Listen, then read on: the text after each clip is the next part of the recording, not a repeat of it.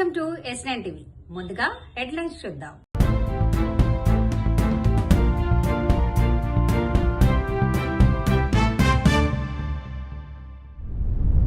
బాధ్యతలను విస్మరించిన కాంగ్రెస్ ప్రభుత్వం.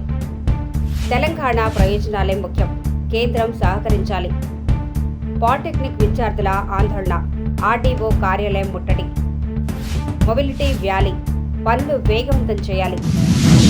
ఒక హాస్పిటల్ ఇనాగ్రేషన్ చేయడం, బాధ్యతగా మాట్లాడడం ఓకే, కేసీఆర్ పేరు చెప్పే ఇష్టం లేకపోతే చెప్పడం, కానీ ఎగతాళిగా మాట్లాడడం. సనత్ నగర్ ఎమ్మెల్యే గారు తీసుకొని పోయి కేటీఆర్ని అక్కడ తిప్పి ఏదో రేవంత్ రెడ్డి ఇనాగ్రేషన్ చేయడానికి వస్తుండ్రు, ఏదో అది మేము కట్టినామని చెప్పుకోవడానికి ఖాళీ కొబ్బరికాయన కొట్టిండంటే కేసీఆర్ గారు.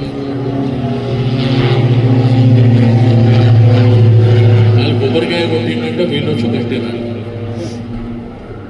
ఆయన మాట్లాడినాడు సరే, ఆయన సంస్కారం. దాంతోపాటు ఏంటంటే అక్కడ కూడా భూత పురాణం మాట్లాడినాడు. మొన్న జ్యోతిరావు పుల్లే స్టాచ్యూ ఇనాగ్రేషన్ అయితే అక్కడ మన బీసీ రెసిడెన్షియల్ పాఠశాలల పిల్లలందరూ కూర్చోన్నారు, ఆడ కూడా భూత పురాణం మాట్లాడినాడు. అయితే కేసీఆర్ గారికి ఆలోచన ఎందుకు వచ్చింది? రెండోది, 10 సంవత్సరాలల్లో దాని ఇనాగ్రేషన్ ఎందుకు చేయలేదండి? ఇక మూర్ఖులకు మూర్ఖపు ఆలోచన వస్తాయి. కరోనా వచ్చింది 2021, 2022లో ఆ కరోనా వచ్చిన సందర్భంలో ఆలోచన చేసినటువంటి, అంటే ఫౌండేషన్ వేసి రిబన్ కట్ చేస్తారు. ఎవడో పని అయినాక చేస్తారా? మరి ఆ విధంగా మాట్లాడడం అది జరిగింది. ఇంకా మన సనత్ నగర్ దగ్గరకు వచ్చినప్పుడు మనందరికీ నీటి ప్రాబ్లం ఉండొద్దని సనత్ నగర్ ఆల్విన్ దగ్గర మనం రిజర్వాయర్ కట్టుకున్నాం, వెల్ఫేర్ సెంటర్లో ఇండోర్ స్టేడియం కట్టుకున్నాం. అయితే మొన్న మీరు చూస్తే ఎండాకాలంలో ఆడ ట్యాంకర్లతో నీళ్ళు అమ్ముకోనికే నీళ్లు ఉన్నాయంట, మన ఇళ్లలోకి నీళ్ళు వేయడానికి నీళ్లు లేవు. ప్రజాపాలన ప్రభుత్వ కార్యక్రమాలు, సంక్షేమ కార్యక్రమాలు గ్రామీణ ప్రాంతంలో ఏ విధంగా ప్రజలకు అందుతూ ఉన్నాయి, అదేవిధంగా గ్రామీణ ప్రాంతాల్లో ఇంకా వాళ్ళకు అవసరమైనటువంటి అంశాలు, సమస్యలు ఏ విధంగా పరిష్కరించాలనే కార్యాచరణతోటి హుస్నాబాద్ నియోజకవర్గంలో ఉన్న 173 గ్రామాల్లో పల్లెపల్లెకు ప్రజాపాలన, పల్లెపల్లెకు పొన్నమన్న కార్యక్రమం పేరు మీద నేను 19వ తేదీ నుంచి పర్యటన ప్రారంభం చేసిన. ఇది 4వ మండలం.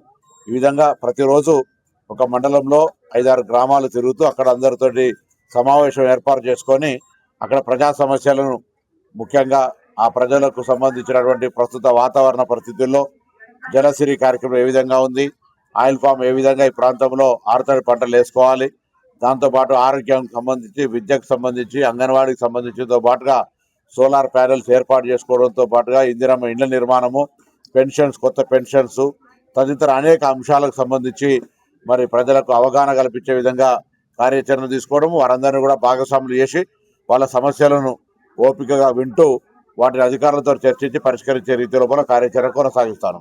ఈ కార్యాచరణ వల్ల గ్రామాల లోపల ప్రజలకు నేరుగా కలవడము, వాళ్ళ సమస్యలను పరిష్కరించడంతో చాలా సానుకూలంగా, విజయవంతంగా కొనసాగుతోంది. అన్ని గ్రామాల్లో కూడా అక్కడ స్థానికంగా ఉండబడే అంశాలన్నీ కూడా వెనువెంటనే పరిష్కారం అవుతా ఉన్నటువంటి సందర్భంగా చిన్న చిన్న, అది త్రాగునీటి సమస్య కావచ్చు, విద్యుత్ కావచ్చు, ఇతరత్ర అంశాలన్నీ కూడా పరిష్కారం అవుతా ఉన్నాయి. మండల స్థాయి అధికారులందరూ కూడా సమావేశాలు ఉండడం కారణంగా వెంటనే వాటి పరిష్కార మార్గం దొరుకుతున్నటువంటి సందర్భంలో మిగతా ఇంకా భవిష్యత్తులో జరిగే అన్ని కార్యక్రమాల లోపల గ్రామస్తులు పాల్గొని వాళ్ళ యొక్క అంశాలను నా దృష్టికి లిఖితపూర్వకంగా కానీ లేదా వాళ్ళు చెప్పి మరి అధికారుల ద్వారా పరిష్కారం చేసుకోవాలని సందర్భంగా నేను కోరుతా ఉన్నాను.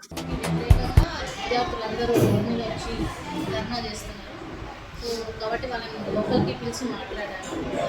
వాళ్ళది ఏంటంటే వాళ్ళ ప్రాబ్లమ్స్ అనేది ప్రభుత్వం పట్టించుకోవట్లేదని ఆవేదనకి గురైనారు. సో మా అధికార పరంగా నేను మా కలెక్టర్ దృష్టికి తీసుకెళ్తాను, ఈ ప్రాబ్లమ్ స్టూడెంట్స్కి ఇట్లా అన్యాయం జరుగుతుందని చెప్పేసి. అదేవిధంగా కలెక్టర్ సార్ కూడా మన ప్రభుత్వానికి తీసుకెళ్తారు. So maybe the problem will be looking. మరి ఇప్పుడు పిల్లలు పాలిటెక్నిక్ జియో వల్ల ఇప్పుడు మీరు కూడా ఒక అధికారి, మీరు పాలిటెక్నిక్ నుంచి వచ్చారా మేడం?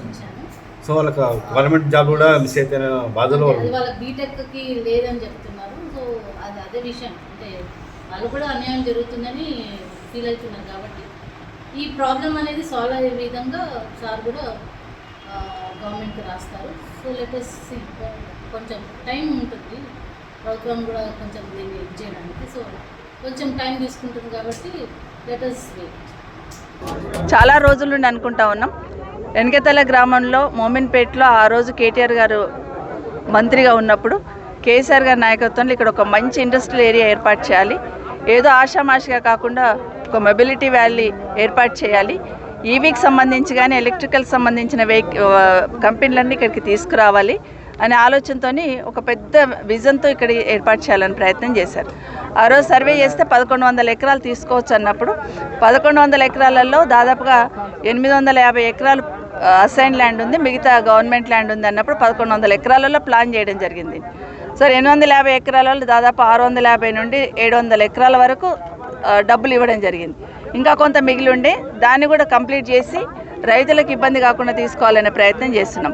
ఈరోజు మేము ఇక్కడ ఇంత పెద్ద కంపెనీలు ఏర్పాటు చేయాలని ప్రయత్నం చేసినామని చెప్తున్నామంటే తప్పకుండా రైతుల త్యాగం ఉంటుంది, వాళ్ళకి ధన్యవాదాలు చెప్పాలి. వెనకతల గ్రామానికి సంబంధించిన రైతుల్లో 90% రైతులకు సంబంధించిన భూమిని ఈ కంపెనీలు పెట్టాలని తీసుకున్నప్పుడు ఇమీడియట్గా కంపెనీలు స్టార్ట్ చేసి ప్రతి ఒక్క కుటుంబానికి ఒక ఉద్యోగం ఇవ్వాలని ఆలోచన ఆ రోజు. అట్లాగే మంచి కంపెనీలు, పెద్ద పెద్ద కంపెనీలు ఇక్కడికి హుండాయ్ లాంటి కంపెనీలు ఇక్కడ అగ్రిమెంట్ చేసుకున్న సందర్భంలో కూడా MOU చేసుకొని వస్తామన్న సందర్భంలో కంపెనీ వస్తే ఇమీడియట్గా ఇక్కడ ఉపాధి కూడా దొరుకుతుంది, డైరెక్ట్ ఇండైరెక్ట్ ఉపాధి కూడా దొరుకుతుంది అనే ఆలోచనతో మొదలుపెట్టిన కార్యక్రమం. అయితే అంతలో ఎన్నికలు రావడం, ఎన్నికలు వచ్చిన తర్వాత ప్రభుత్వం మారిన తర్వాత ఆలోచనలు కూడా మారినాయి అనిపిస్తుంది. ఎందుకంటే సిటీకి ఇంత దగ్గర ఇంత మంచి ఆలోచనతో ఏర్పాటు చేస్తున్నప్పుడు ఈ ప్రభుత్వం దాన్ని అందిపుచ్చుకొని కంటిన్యూ చేసింటేనేమో ఈ పార్టీ కంపెనీలు వచ్చేవి, వర్క్ స్టార్ట్ అయ్యేది. కానీ గాలికి వదిలేసి ఆ కంపెనీ వాళ్ళని కూడా మళ్ళీ పిలిచి మాట్లాడకుండా 3 సంవత్సరాలు అవుతుంది. మేము కూడా టైం ఇచ్చినాం, ఎందుకంటే కొత్త ప్రభుత్వం రానివ్వండి, వచ్చిన తర్వాత మొదలు పెడితే సరిపోతుందని. కానీ ఇక్కడ వదిలేసి అవసరం లేని దగ్గర ల్యాండ్ అక్విజిషన్ చేస్తున్నారు. ఇప్పుడు అదే పరిగిలో 4 ఊళ్ళలో ల్యాండ్ అక్విజిషన్ చేస్తున్నారు, కొడంగల్లో ల్యాండ్ అక్విజిషన్ చేస్తూ ఉన్నారు. ఎక్కడ చూసినా మళ్ళీ ల్యాండ్ అక్విజిషన్ మొదలుపెట్టినారు.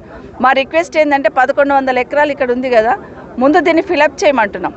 ఇక్కడ ఇన్వెస్టర్స్ అందరిని ఇన్వైట్ చేయండి, ముందు ఇక్కడ ఫిలప్ చేయండి.